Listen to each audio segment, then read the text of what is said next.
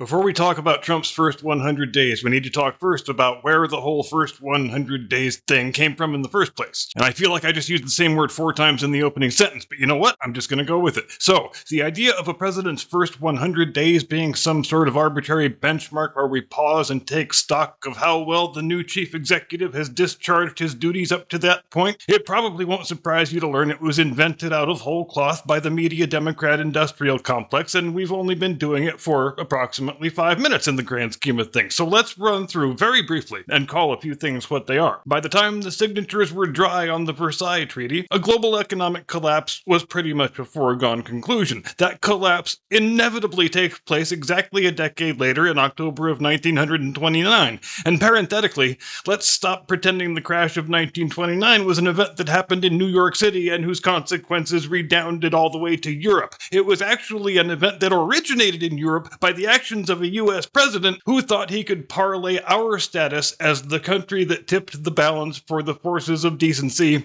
and assured their victory in the most horrid war ever into his status as history's most visionary social engineer, the man who reoriented world society along the bold, progressive lines that are fashionable in American college faculty lounges. You know how often I tell you there's never anything new under the political sun? Well, here's one of your better object lessons, because here we are in the year 2025, and we are still fighting against the worst impulses of wacky U.S. college professors who think they've got societal utopia all figured out. So the crash of 1929 happens, and thereby all the seeds are sown for a second and far more horrific world war exactly 1 decade later. I know it is a bit of a recurring theme that way. And the Democrats, they do what Democrats always do. They say, instead of trying to fix the problem, let's hang this albatross around the neck of the Republican president, and we'll kick his ass in the midterms next year, and we'll get one of our men back into the White House in 32. It'll be great. If we play this thing right, I bet we could even win with that guy in the wheelchair from New York. Meanwhile, Herbert Hoover is a perfectly competent,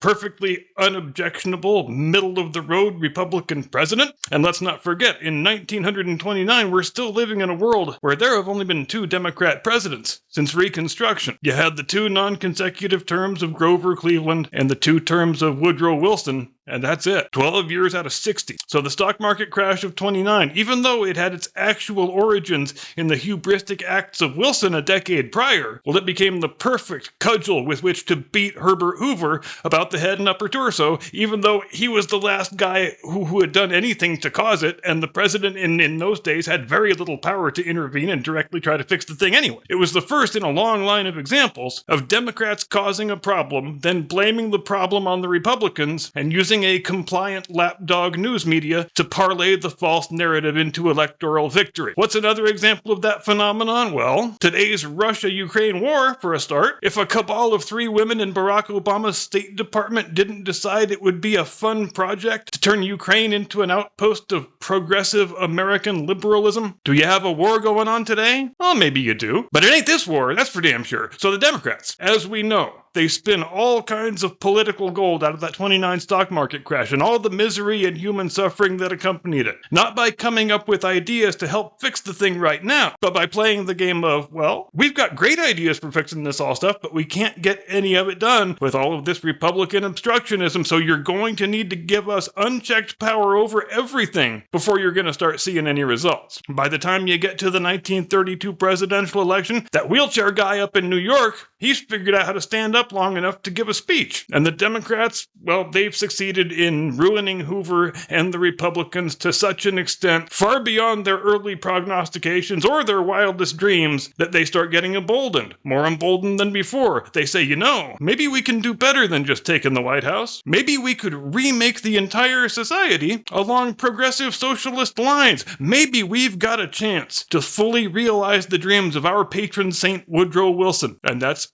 exactly how they pitched it to the press. I mean, all except the Woodrow Wilson part. That was more implicit. And that's where the 100 days thing actually comes from. That was an FDR campaign line designed to convey the swiftness with which they were going to usher out the old bad version of America that our founders founded and replace it with top-down, big government tax and spend socialist utopia. Was it successful? No, not really. Most of the New Deal was quickly struck down by the courts since, it was all pretty wildly unconstitutional to begin with, and the vestiges of it that remain today exist mostly in name only. And the Great Depression was still going strong right up until the first bomb fell on Pearl Harbor, which FDR is in his third term in office by that point, since we managed to get our guy into the White House, why not make him president for life? Which, as a practical matter, he did wind up being. So, good old Democrats always blowing through those guardrails while accusing the other side of having no respect for the guardrails. And just like those annoying last vestiges of the New Deal, we also are still stuck with the first 100 days thing, a totally meaningless distinction that is always invested with a great deal of gravitas, because not only is it a nice round number, but because the next original idea our news media have that doesn't have an antecedent that's at least 90 years old will be the first one.